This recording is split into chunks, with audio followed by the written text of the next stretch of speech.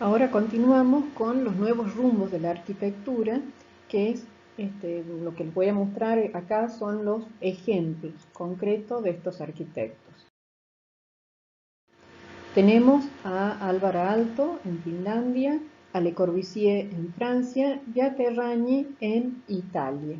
Tres exponentes de esta arquitectura particular moderna que se hace en cada uno de estos países. Racionalismo italiano y la obra de Terragni en Italia. Giuseppe Terragni sostenía que en nuestro país existe tal sustrato clásico y el espíritu de la tradición es tan profundo que de manera evidente y casi mecánica, la nueva arquitectura no podrá dejar de conservar una típica huella nuestra. Es decir, él está haciendo un planteo de entrada.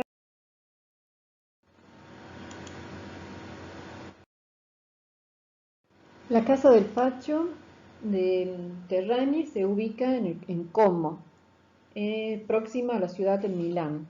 Se va a situar frente a una plaza, la Plaza del Imperio, en el centro histórico. Nosotros acá podemos ver la fachada posterior, pero podemos ver el edificio que enfrenta a esta plaza, que a su vez enfrenta con la iglesia. Este es el frente que tiene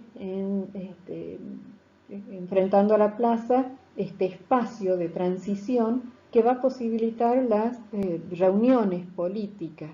Era la casa del partido fascista en la ciudad de Como. Entonces se van a poder existir, se van a poder realizar estas manifestaciones públicas entre la plaza y ese espacio anterior. El edificio es un prisma, es un cubo en realidad,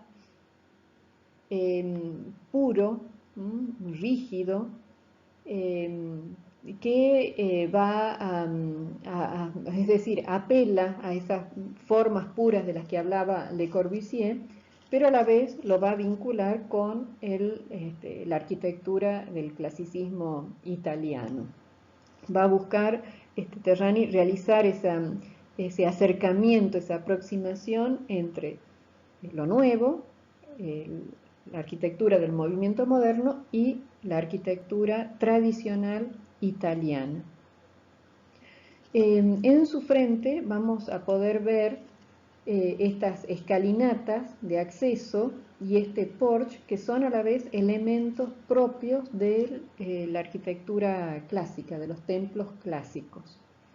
Y va a tener aquí en su frente un paño ciego que lo va a recubrir de mármol, que va a ser el destinado para la publicidad política del partido. Es decir, tiene estos gestos marcados por la escalinata, por el porche, por el uso del material del mármol, que vaya planteando una relación con la arquitectura del pasado.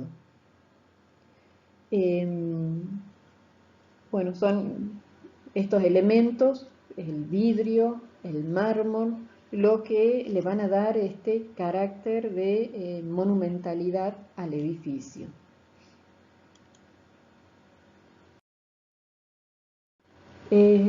Como hemos dicho, es un prisma perfecto, parte de una planta cuadrada que tiene 33,20 metros de lado y cuya altura es de 16,60, es decir, hay una relación 1,2 basada en la sección áurea. Es decir, va a tomar la matemática y la geometría como elementos para el diseño. Pero a la vez, si nosotros nos fijamos en la planta, en el centro va a introducir un patio en los dos primeros pisos, va a estar cubierto hacia la tercera planta por un cerramiento de vidrio, y va a ser una reinterpretación del palacio o del palazzo con cortiles, es decir, con patio al interior. Podemos ver entonces que hay una modulación, un uso de la proporción total, porque eso incluso está hasta pensado en el mobiliario, y la analogía con el palacio renacentista. Aquí podemos ver el corte, este cerramiento que se da del patio en el tercer nivel.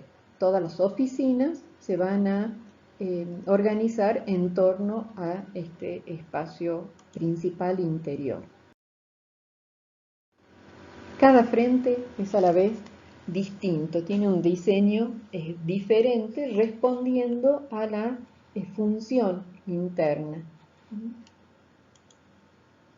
Acuérdense la premisa de que la forma sigue a la función. Y este es el patio al interior, es este gran espacio, patio cubierto, para la realización de los diferentes eventos, reuniones, mitines políticos, y que eso, cuando eran de mayor envergadura, salían hacia el exterior y podían ocupar todo el espacio de la plaza. Es decir, este espacio interior hace las veces del impluvium de la antigua casa romana. La estructura del edificio también está racionalizada y se compone de pórticos de hormigón armado que son fácilmente reconocibles desde el exterior en la fachada principal. Estos pórticos son los que van ordenando todo el frente. Y las proporciones están estudiadas, como les decía recién, están estudiadas desde la matemática. Lo que les hacía mención de este gran rectángulo que es ciego para la publicidad. Y en todo está haciendo alusión a la arquitectura del pasado. Es indudable que este edificio es un edificio moderno, incluso podríamos decir tranquilamente es un edificio contemporáneo, pero que sin embargo tiene esos elementos que lo vinculan con la tradición, con la arquitectura clásica de Italia. Al interior seguimos reconociendo elementos de arquitectura moderna y el mobiliario que también es absolutamente moderno. Hay un claro y detallado diseño funcional para que se pudieran realizar las múltiples actividades que requería el programa de necesidades. En Francia lo tenemos a Le Corbusier en una segunda etapa. Él sostenía que era preciso volver a entender la ley natural que media entre el hombre y el medio ambiente y esforzarnos de nuevo por la unidad. Para que reine la armonía, el hombre tiene que actuar con el mismo espíritu con que obra la naturaleza. Fíjense, ahí está planteando ya un cambio en su perspectiva respecto de la arquitectura y el entorno, de buscar ese equilibrio. Pero bueno, ¿cómo era esta Francia entre guerras, entre la Primera y la Segunda Guerra Mundial? Estaba sumida en la crisis económica posterior a la Primera Guerra Mundial y a la vez agravada esta situación por la crisis del 29, esa crisis que se da en la bolsa de los Estados Unidos y que tiene ese alcance mundial. En este contexto van a ser pocos los encargos que va a tener Le Corbusier y que van a afectar la evolución justamente de esta arquitectura del movimiento moderno. Posteriormente viene la Segunda Guerra Mundial, que va a complicar aún más la situación política, económica y social de Francia. Estas son imágenes de gente tratando de recoger papas para llevar a sus domicilios. Y esto otro tanto son las publicidades que se hacían pidiendo que si los niños no juegan, dice l'enfant ne joue pas a la guerra, que los niños no jueguen a la guerra. Padres, si ustedes no quieren que sus niños vivan en la guerra, prepárenlo para el desarme moral, para el desarme de armas.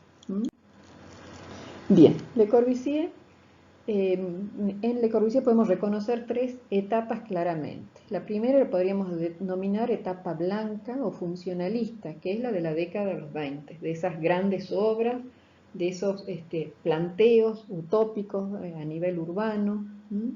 La década de 1930 es la que denominamos regionalista, que es esta que vamos a ver, donde hace un uso sensato de los materiales y donde tiene en cuenta el contexto natural, económico y cultural. Y la última, que la vamos a ver en el tardo moderno, es la década del 45, que es la que denominamos etapa brutalista o etapa gris, por el uso del hormigón armado. Bueno, ahora nos encontramos en la segunda etapa. Este ejemplo es el pabellón suizo, es un pabellón para estudiantes suizos en la ciudad universitaria internacional de París. Va a ser una residencia que va a requerir de 50 camas con cocinas y baños por cada nivel, oficinas, vivienda para el director y un área común o un área social para comedor o sala de acto. Y aquí vamos a ver que usa un lenguaje nuevo, aunque sigan presentes ciertos elementos de arquitectura que han sido planteados en la década del 20, como la fachada libre, el pilotti y la ventana horizontal, sin embargo tienen un nuevo lenguaje. Podemos ver que en el contrafrente hay un tratamiento diferente del frente debido a la orientación, una orientación más desfavorable.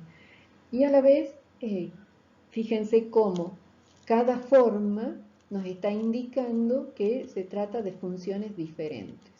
Este volumen bajo es el área social y este volumen alto es el de la circulación vertical que tienen los sanitarios para servir a los pisos de las habitaciones. Esta es la planta, aquí podemos ver una ubicación del edificio en el conjunto. Todos estos son casas o pabellones para estudiantes de los distintos países. Y aquí podemos ver el nivel de planta baja, cómo hace uso de estos pilotis que tienen una forma totalmente diferente a los pilotis de su casa de los años 20. Estos pilotis de hormigón armado son los que sostienen el edificio arriba, compuesto por 4 niveles. Y esto es el área social, y este es el elemento vertical que nos va a vincular con cada uno de los niveles. Es decir, hay una tensión acá entre las curvas y la retícula.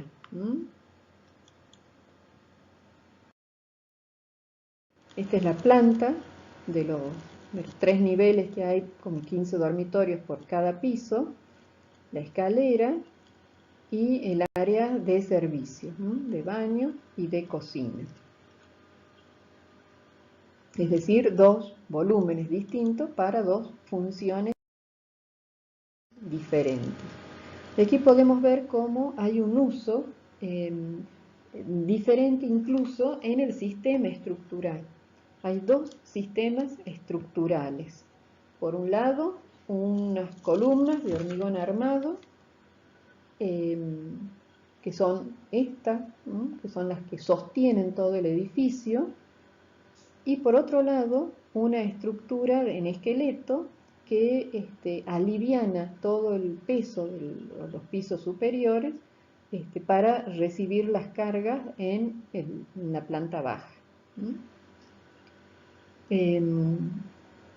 Estas fundaciones con pilotis tenían que llegar hasta 20 metros de profundidad, que era la profundidad en la que se encontraba con suelo firme, es decir, que no era un suelo muy adecuado, y por eso se apela a este sistema estructural. Es decir, hay además una adecuación en cuanto a la implementación de los sistemas constructivos, dado el terreno. Los muros, bueno, se colocan en seco y es decir, está utilizando de técnicas constructivas mixtas y modernas. Y a la vez va a utilizar la piedra para el revestimiento del bloque. Lo que son las columnas las va a dejar con hormigón a la vista. El estudio de los espacios interiores, el mínimo existencial. Estas son las habitaciones, hacia la ventana y hacia el pasillo, hacia la circulación que lleva a cada una de las habitaciones. Y bueno, el diseño impecable del mobiliario, aprovechando al máximo los elementos para un diseño funcional. Esta es el área social con la escalera que lleva a los pisos superiores, y esto es un mural que Le Corbusier le coloca, pero con posterioridad. Fíjense el uso del color, el uso del mobiliario, son diseños todos de Le Corbusier.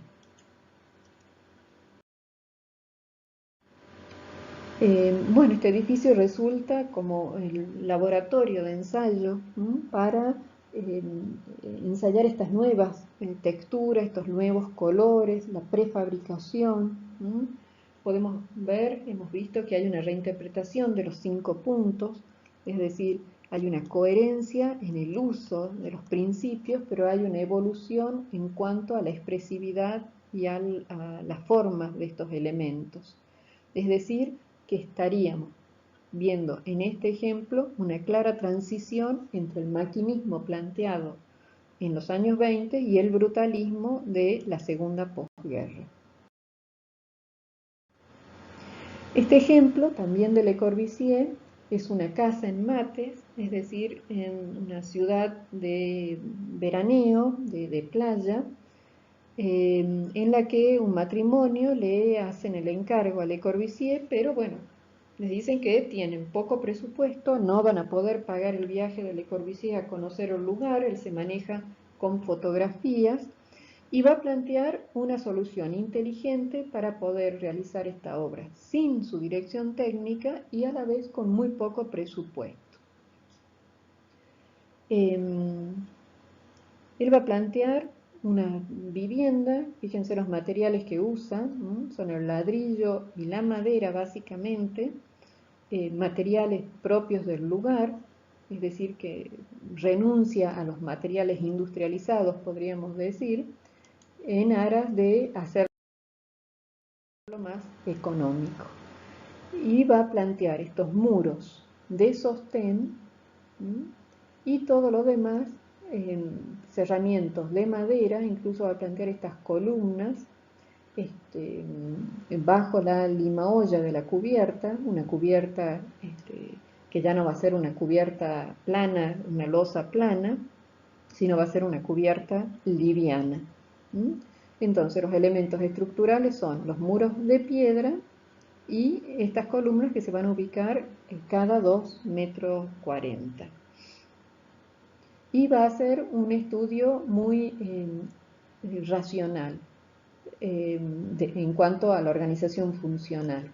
Áreas sociales en un nivel y áreas privadas en el otro. Aquí vemos cómo es el tema de la columna, esta columna absolutamente liviana.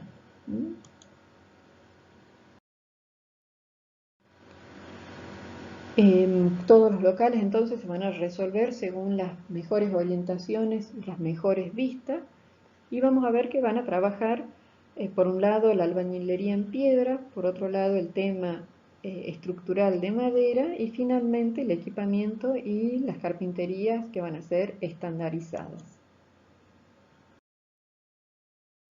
Estos son los materiales que van a usar, la albañilería de piedra local, que va a favorecer que la mano de obra del lugar lo pueda trabajar con facilidad.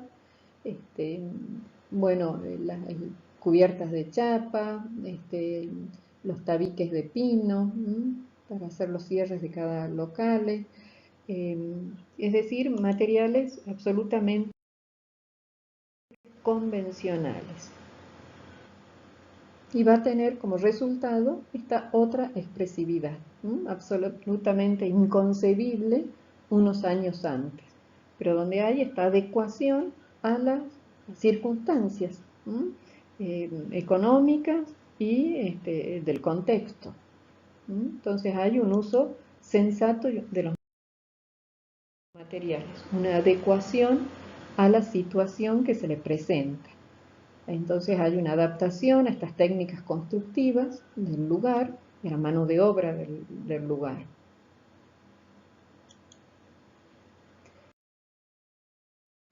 Y finalmente tenemos los ejemplos de Finlandia, con Alvar Aalto como el diseñador, este arquitecto, que va a tener este enfoque orgánico y racional para realizar su arquitectura.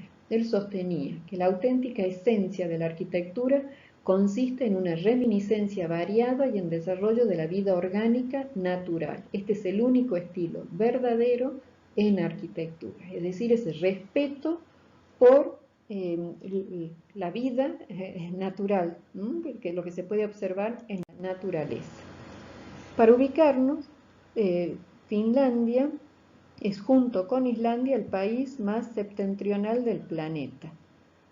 Su bandera tiene solo dos colores, el azul y el blanco, que es la nieve y los lagos. Tiene numerosos lagos en su territorio. Los recursos naturales más valiosos que tiene Finlandia son sus bosques. Y la nieve cubre el suelo durante 4 o 5 meses al año en la parte sur y hasta unos 7 meses en la parte norte, es decir, que tiene un clima muy riguroso.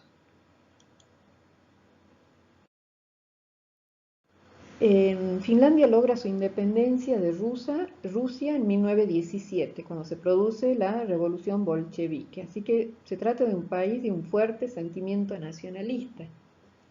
Antes había estado también sometido por Suecia,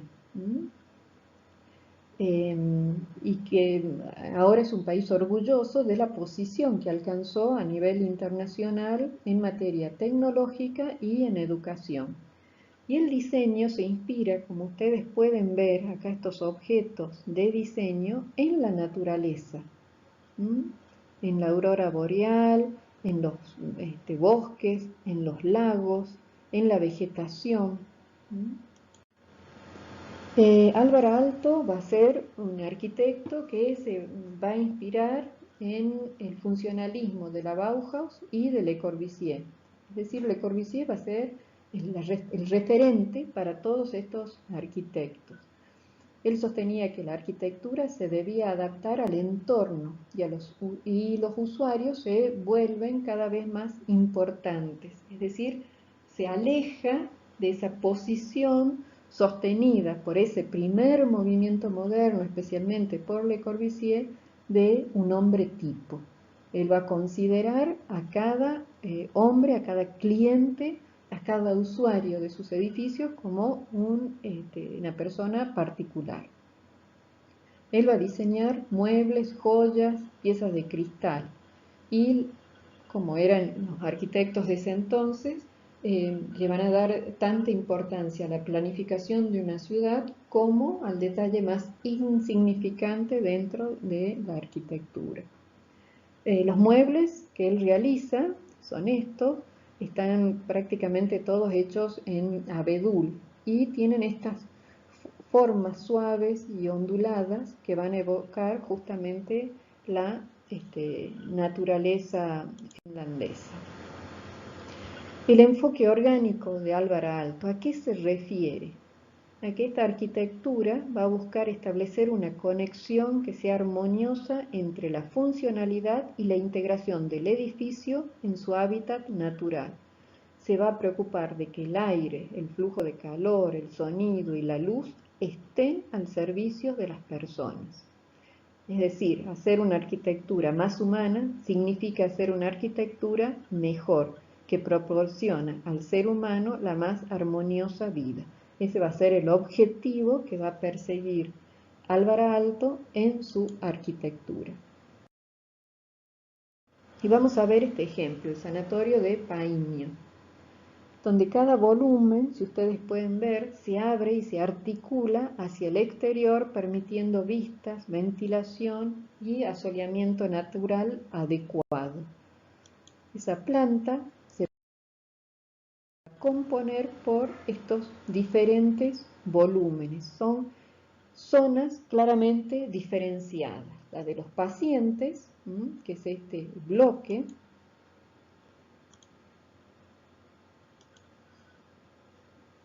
Tenemos acá el núcleo de circulación, que es el acceso principal.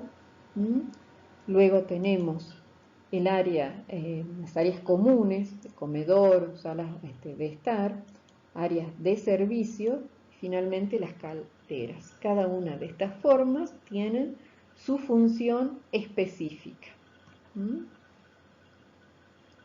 Y cada una está orientada de la mejor forma posible. En ese entonces se pensaba que los tuberculosos, los enfermos de tuberculosis, hospital era específico para eso, la única terapia que tenían era el asoleamiento, baños de sol en la mayor cantidad de horas posible, y que eso generaba la cura de la enfermedad.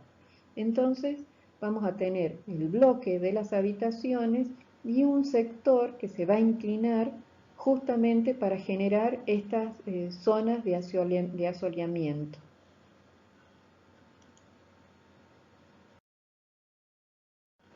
El acceso principal, que va a articular el área social con las habitaciones, y donde podemos ver el lenguaje utilizado. Estos muros revocados, blancos, carentes de ornamentación, un zócalo oscuro que va a colocar en torno al edificio, las ventanas horizontales y las habitaciones que se van a ordenar rítmicamente. El elemento acá plástico, también evocando una forma curvilínea, que evoca esa naturaleza para marcar el acceso principal.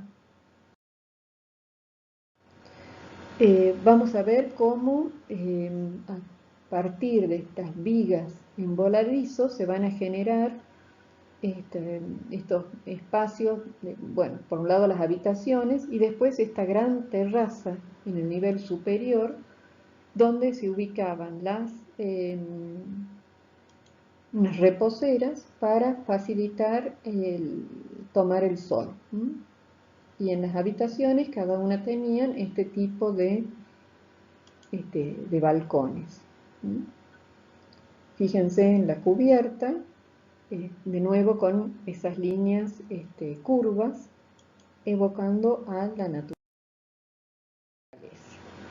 Hacia el interior, el uso del color y el uso de la luz. Es un país que tiene muy pocos meses de verano, de sol, entonces, y de horas de luz, incluso en invierno, entonces se busca aprovechar al máximo. Fíjense estas entradas cenitales de luz, nuevamente las líneas curvas, el uso del color hacia el interior y el aprovechamiento al máximo. Incluso un paciente se puede, en el descanso de una escalera,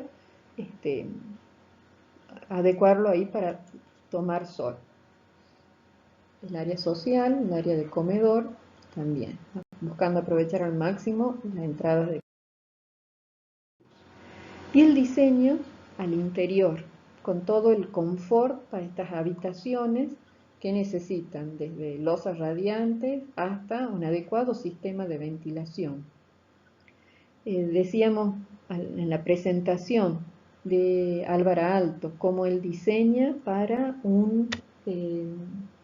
una persona en particular. En este caso son los enfermos de tuberculosis, que debían estar en habitaciones compartidas. Entonces hace un estudio riguroso de los lavabos para controlar la caída de agua y controlar que no perturbe con el sonido el sueño de otro de los pacientes. o también el control del ingreso del aire desde el exterior en un clima frío, para que sea absolutamente controlado y no moleste a los pacientes que están ahí acostados. La pintura del cielo raso, el darle un color, él está pensando en un paciente que va a pasar largas horas acostado, mirando hacia el techo, entonces buscando la forma de facilitar esa estadía dentro de la habitación. Es decir, se preocupa de todas las situaciones posibles que se puedan dar en este hospital para tuberculosis.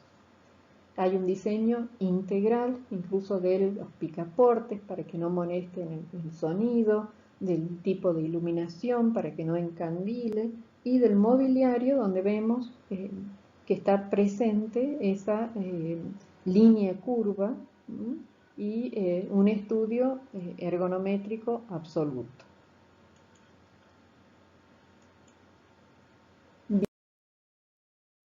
Entonces, como para sintetizar los rasgos de esta arquitectura del movimiento en Europa, que se realiza a partir de 1930 aproximadamente y hasta la Segunda Guerra Mundial. Hay un sentido de la textura, es decir, un uso sincero de los materiales, en algunos casos cuando así conviene. Hay una aceptación de la construcción vernácula atenta a las diferencias de clima, de naturaleza y cultura, pero también, como hemos visto, está atento a las nuevas tecnologías y a la fabricación. Depende del caso. La importancia del carácter del lugar. Entonces, el lugar es lo que va a determinar qué tipo de arquitectura se va a realizar, qué tipos de materiales se van a utilizar. Hay un abandono en la fe absoluta en el maquinismo. Ya se habían demostrado que algunas de estas viviendas que se realizan como prototipos en los años 20 tenían sus serios inconvenientes de resoluciones técnicas. Entonces, esa fe en el maquinismo medio que decae. Hay un retorno a una arquitectura, por lo tanto, más humana y más relacionada con los valores tradicionales. Es así que frente al internacionalismo y respuestas abiertas a las diferencias, a las solicitaciones del lugar, a la historia, a las costumbres propias, a la recuperación de técnicas y de materiales autóctonos. Es decir, hay una adecuación a los contextos naturales y culturales sin renunciar al racionalismo y a una arquitectura que sea absolutamente moderna.